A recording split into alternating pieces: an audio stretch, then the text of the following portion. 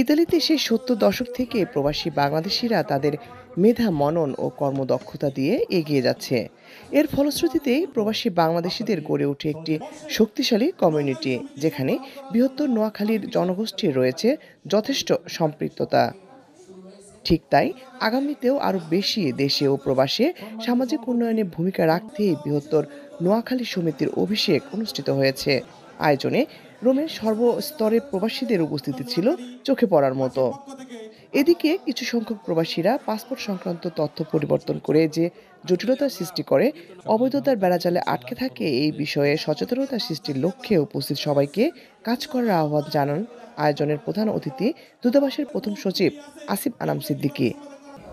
পৃথিবীর অন্যান্য দেশগুলোতেও পাসপোর্ট রিনিউ হয়, কিন্তু তথ্য সংশোধনের জটিলতাটা মনে হয় এতটা বেশি না। ইউরোপের মধ্যে ইতালি এবং আমার মনে হয় যে অন্যান্য দেশগুলো মিলিয়েও আসলে ইতালি।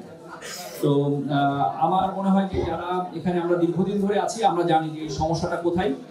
আমাদের যারা নতুন প্রজন্ম বা যারা পরবর্তীতে সামনে ইতালিতে আসবে, তাদেরকে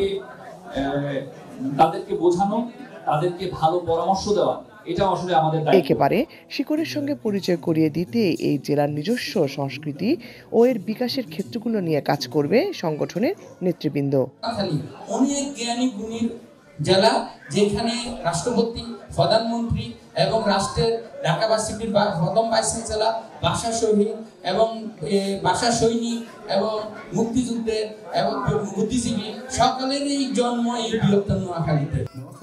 পাশাপাশি কর্মসংস্থান, আইনি সহায়তা এবং যুব সমাজের জন্য ক্রিয়া নিয়ে কাজ করারও প্রত্যয় ব্যক্ত করেন তারা। যে কোনো সমস্যা, আইনি জটিলতা এবং কাজের কোনো সংস্থা, কোনো কাজ লাগবে, কোনো কিছু সহযোগিতার দরকার, সবসময় ইনশাআল্লাহ বৃহত্তর নোয়াখালী সমিতি আপনাদের পাশে থাকবে। বাঙালি কমিউনিটির জন্য কাজ করতে পারি, বাঙালি কমিউনিটির মুখ উজ্জ্বল করতে পারি, প্রবাসীদের অধিকার আদায়ের জন্য আমরা কাজ করতে পারি। ইতালিতে বেড়ে ওঠা যুব সমাজকে আমরা বাংলাদেশের সংস্কৃতি, কালচারগুলোকে তাদের মধ্যে ছড়িয়ে দিতে চাই। সেই লক্ষ্যে আমরা চাই আমাদের বৃহত্তর নোয়াখালী সমিতির মাধ্যমে তাদেরকে বিভিন্ন ক্রীড়া বিষয়গুলোতে তাদেরকে সংশ্লিষ্ট করা হবে।